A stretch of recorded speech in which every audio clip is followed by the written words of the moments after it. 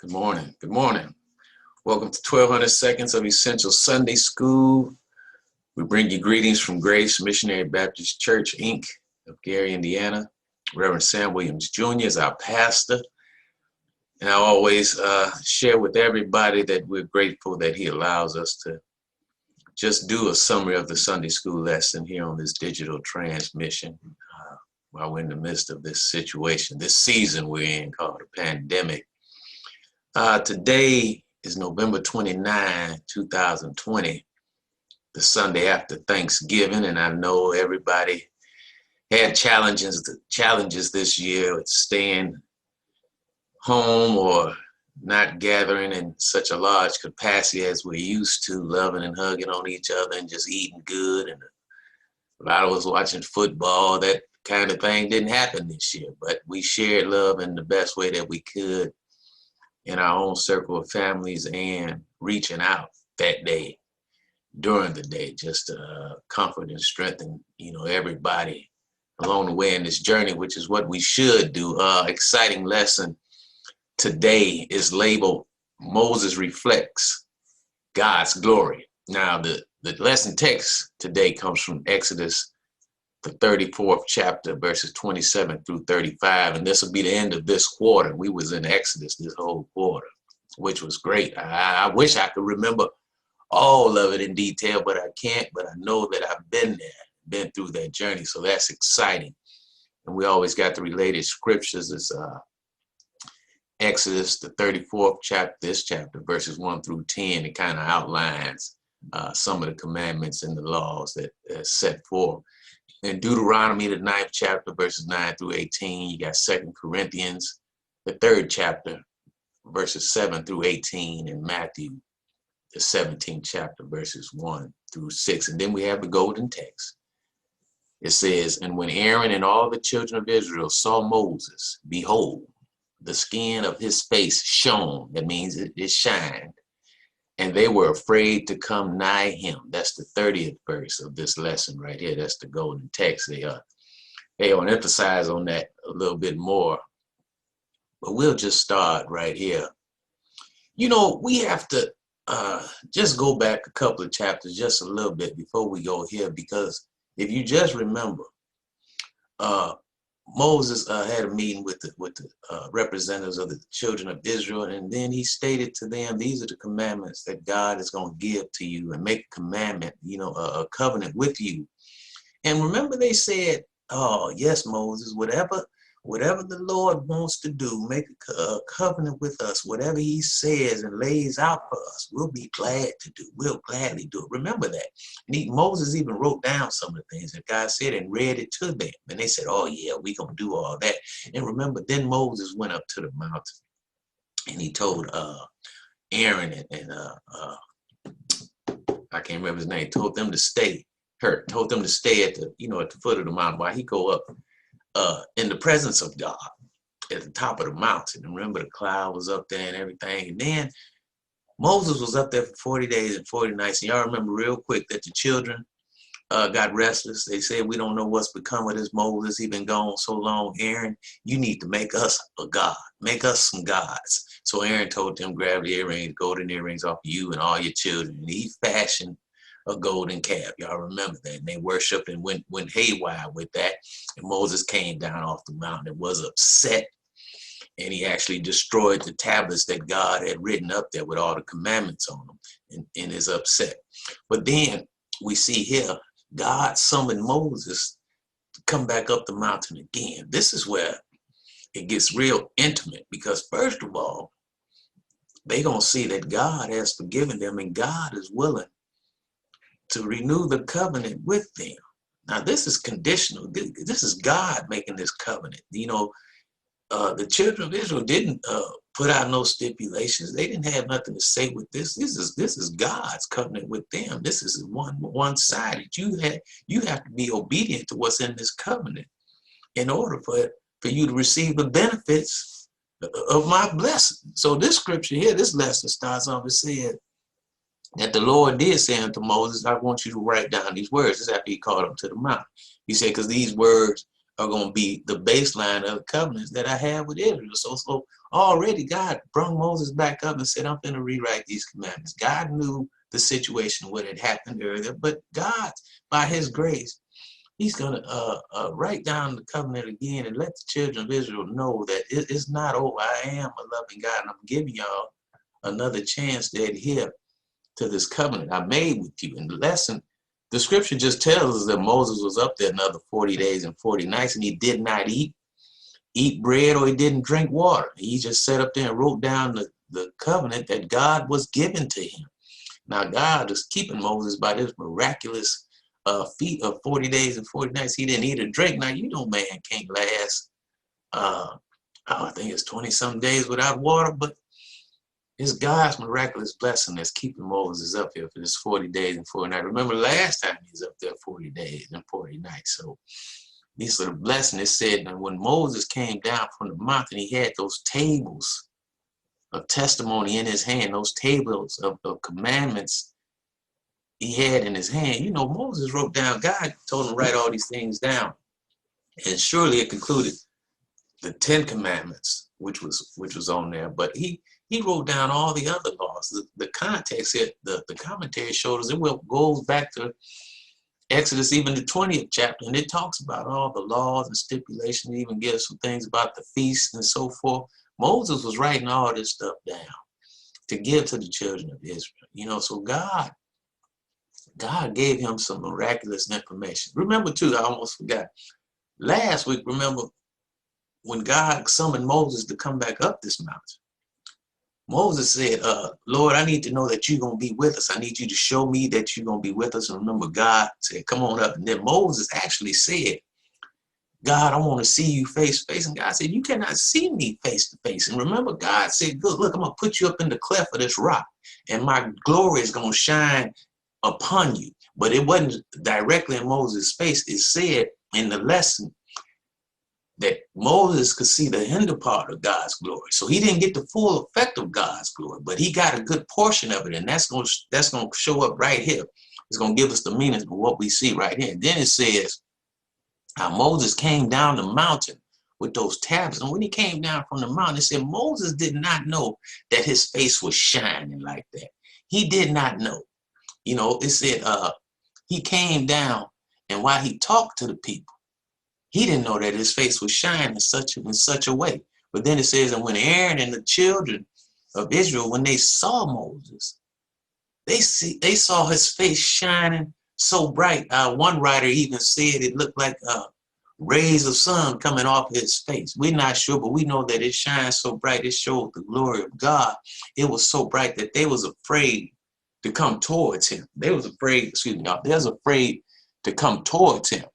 And so it says Moses called unto them, and he told all the elders of the congregation, come unto him while Moses talked to them. You know, it said a lot about Moses' face shining, and then God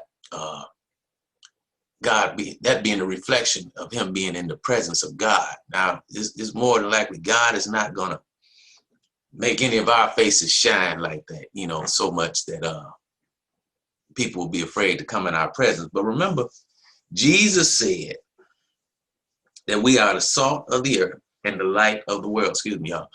And also Paul also wrote over in Philippians, I believe, that you should show yourself approved unto God anyway, that you may shine as a light in this dark world. Y'all get the gist of what I'm trying to say.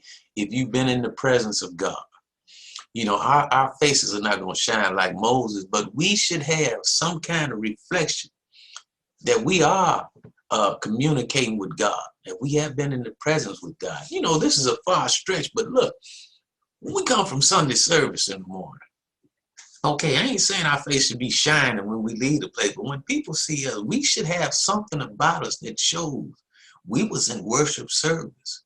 You know, we were fellowshipping, we were enjoying a good time, communing with others and with God. It should shine on our face. We are the light of the world. That's what Jesus meant by that. We shine in this dark world. You know, we have to be representatives of God's glory. And it said Moses talked with them. And it said afterward, when all the children came to him, He gave them all the commandments that the Lord has spoken with them. See, he gave it to them again. See, sometimes we have to get the word, we have to get the message over and over again. You know, we may say we understand and we got it the first time, but you know, often with us, it has to be repeated to us. It has to be a reminder, you know, because we're people, we're seasonal people. Our minds wander, we get complacent, you know, and if things not brought to our attention continuously, we'll drift off in another manner. So Moses is giving them the commandments that God has showed him once again. And right now, the people should be grateful. They should be overflowing with joy, you know, in the midst of all their disobedience when Moses went up the mountain the first time. They should be exuberant that God was willing to renew this covenant with Moses again. But in this fashion, listen, this time, if they had any doubt that Moses was their connection, their communication, their mediator to God, all doubt was wiped away now for real. Remember, they had all these examples before this time that God was with Moses, but now Moses had been up on the mountain again. This time he comes back and his face is shining like the sun. But it's what's unique in this chapter. They didn't mention that the children got all out of pocket this time when Moses was gone. So it shows a little patience from them. They must have realized, well, we better wait. He came back last time. I'm quite sure he's going to come back this time, but he came back now with his face shining like the sun. So it said Moses went on, he gave them the commandments. And then when he got done speaking with them, he put a veil on his face. Now, this veil on his face, we have a couple of explanations. They said one was to keep them from being afraid, and the other was to understand, was to show them that they were not able to handle the glory of God in his fullness. So those are just representations. But it said in this lesson also, Moses has set up a tent outside the camp where he went and dwelt with God in the presence of God. And this lesson tells us that when he went in to speak to the Lord, with the Lord, he pulled the veil off his face because he was in the presence of God in the tent. Now, God's glory surely didn't shine like that Moses wasn't able to go in. But Moses pulled the veil off when he went in to talk to God. When he came out to talk to the people, it said he had the veil on pretty much all the time. He took it off to speak to the people. Then he put the veil back on. But what's interesting about this, remember this glory of God that's shining on Moses, the glory did not fade, but the shining of his face faded away eventually. You know, God does miraculous things. You know, he does it at times when God can do things, he can do things once and miraculously and then don't do them again. But he does things to set a precedent, to make a point. You know, he parted the Red Sea through Moses, command, that situation. That's a one-time event. Moses' face shining with the glory of God. That's a one-time event. You know, if we go into meditation, if we go into our own prayer closet, and we can experience a great connection with God, and our faces may not shine like Moses did, but can't God shine in your heart? The glory of God shine in your heart. If it does shine in your heart, then it's going to show upon your face. Now, the children of Israel, they should have a repentant heart, in the situation already. Now, God allowed Moses to see his glory in some aspect, the hinder part of his glory. But when he came out of the presence of God, some would say God lit him up, gave him enough glory. Now, that's my presence. But it's amazing that Moses didn't know he was shining like that when he came down off the mountain. I'm sure he had a pep in his step, and I'm sure he He was walking confidently because he had been in the presence of God. And you know, sometimes we have to not give ourselves the glory. You know, I'm sure he was excited bringing the message down off the mountain, but he didn't know that he was shining like that. You know, it's a good thing he didn't know. You know what I'm saying? Because with us, if we know we got this glow on us, we may use it, try to use it to our advantage to puff us up. Look how good and great I am. You know what? God won't allow us to see some things. You know, if you was in the presence of God, you walk confidently, and that communication with God, the shining of your presence with God, the glow on you will be evident to other people. It ain't something you have to say. It ain't something you predict. You can't say, well, I'm going into the presence of God. When I come back, I'm going to be shining like Moses did. You can't say that. But the basics of this lesson today is a good one, y'all, is that Moses reflected God's glory. And I'm glad Moses went up into the presence of God. But another factor is, look at the fact that God was willing to continue with this covenant with a people who were disobedient at first. You know, that shows the love and compassion of God. God had a bigger plan, and that could show us too. Sometimes we get out of line and think back. You know, at times you've done something and you said, well, God still delivered me. Well, you know, that's God's bigger plan. And good thing we don't know all of God's plan. We just know we continually, I like that old song, we're going to run on and see what the end's going to be.